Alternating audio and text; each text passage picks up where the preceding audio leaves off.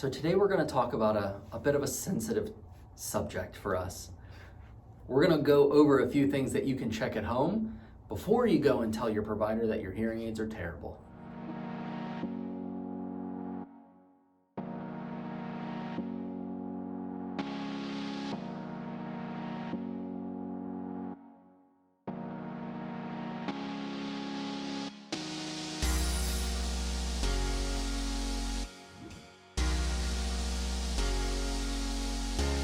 Hey everybody, I'm Dr. Michael Squires. And I'm Dr. Carly Squires. And this is Dr. Squires Squared. This is a channel where we have candid and casual conversations about anything and everything audiology. And if you don't know what we're talking about, you're in luck. Make sure to like and subscribe to the channel and we'll tell you everything we know about it.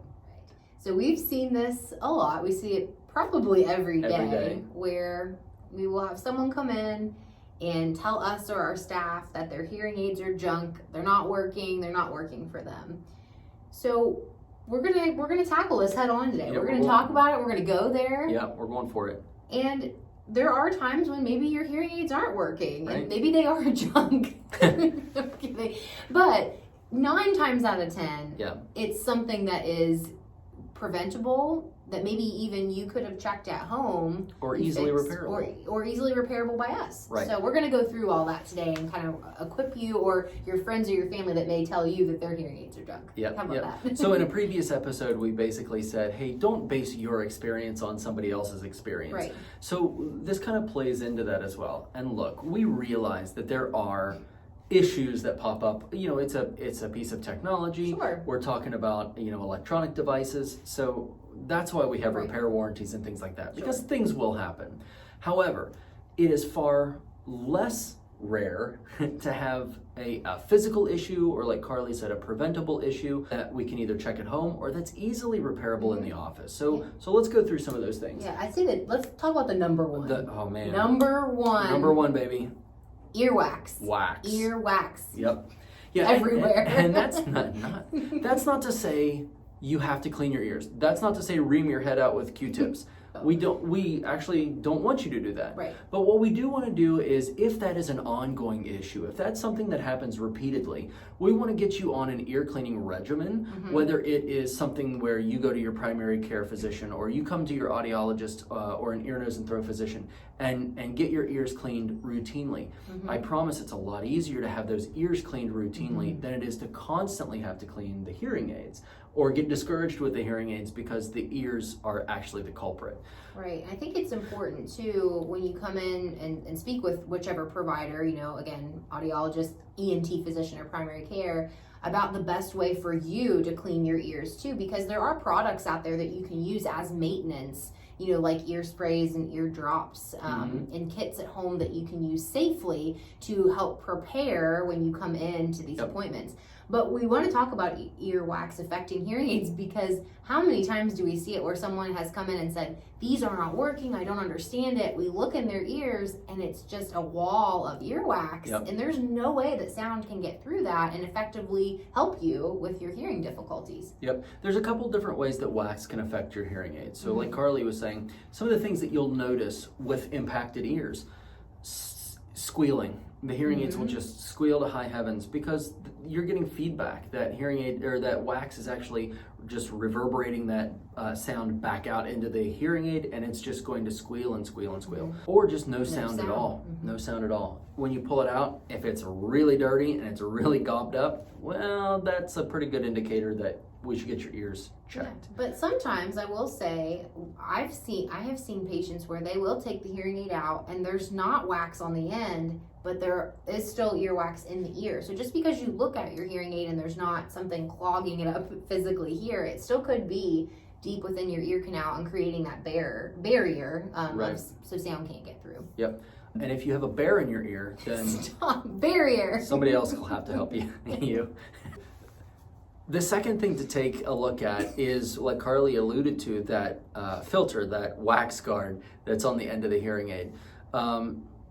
Sometimes we don't have that much wax, or we might not be occluded, but our ears naturally produce wax. It's kind of a defense system for the ears.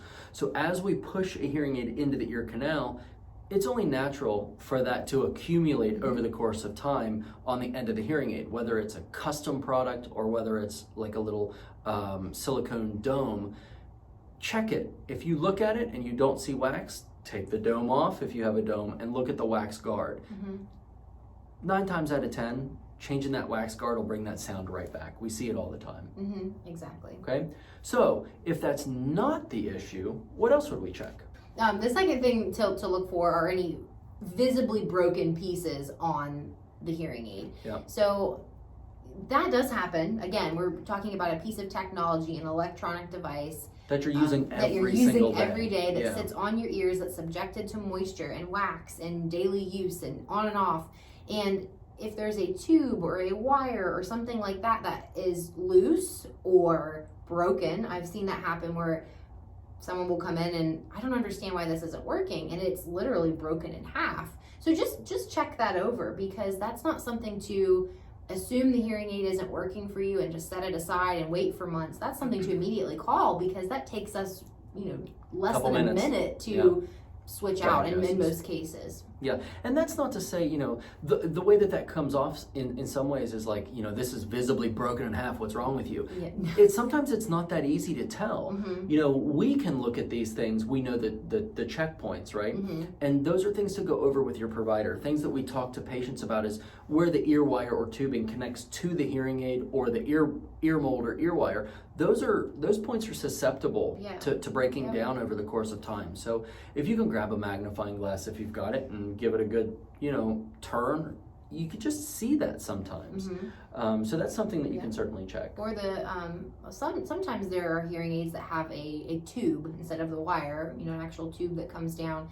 That's one thing to watch too, as that tubing becomes brittle or hard. That is another indication. Or pinched. Yep, we've seen that too, where sound just can't get through there, or it's not getting through as effectively. That's one thing that can kind of halt that sound from coming through, and you're not going to hear very well. So that's another thing to check. Absolutely. Last but not least is your microphones. A hearing aid is like an amplifying system. Of course, it's much more technologically advanced than just that, but there are a set, and many times, or a single microphone. There's an amplification process, meaning a microprocessing chip or something like that. And then there's a speaker. So we've checked the speaker at this point, right, which is the ear wire or filled up with wax. Then you got to check the microphones as well. How many times have we seen patients that'll put their hearing aids on and they'll they've got all kinds of hairspray, which creates a film over top of the microphones. Or somebody that's out riding a tractor or a four-wheeler or something like that gets dirt and debris kind of lining the microphone covers or microphone little ports. Right. Those are the things that we really have to be cognizant of, because if sound can't get into the hearing aids, it's only natural to think that sound is not going to get out of them either. Right. And those aren't necessarily things that we would expect you to identify immediately, but really our point is that you can check some of these things, but also if there's an issue, bring it in so that we can help you.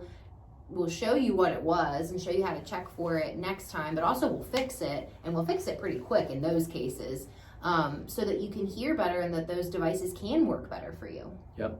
Yeah, and kind of the overlying thing is we want to make sure that they're fit as the best that they can be.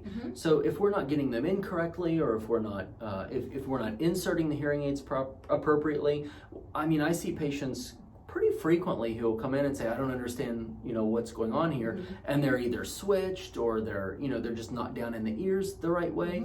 Those are things to really discuss with your provider. We do our best to try to explain that and explain cleaning protocols and things like that at the time of the fitting of the hearing aids. But we all know that it's really easy to forget a lot of that by the time you're out. Our minds are zapped by the time. We can only take in so much. It's a lot of information. Yeah. So it's important to review that. And if you do have questions at those follow-up appointments, we want to address those. And if we see something that needs addressed, we're going to point it out and give you, some tools to fix that in the long term. Yep. All right. To summarize everything, before you get upset with your hearing aids, let's get them checked out first, because those devices, they're tools, right?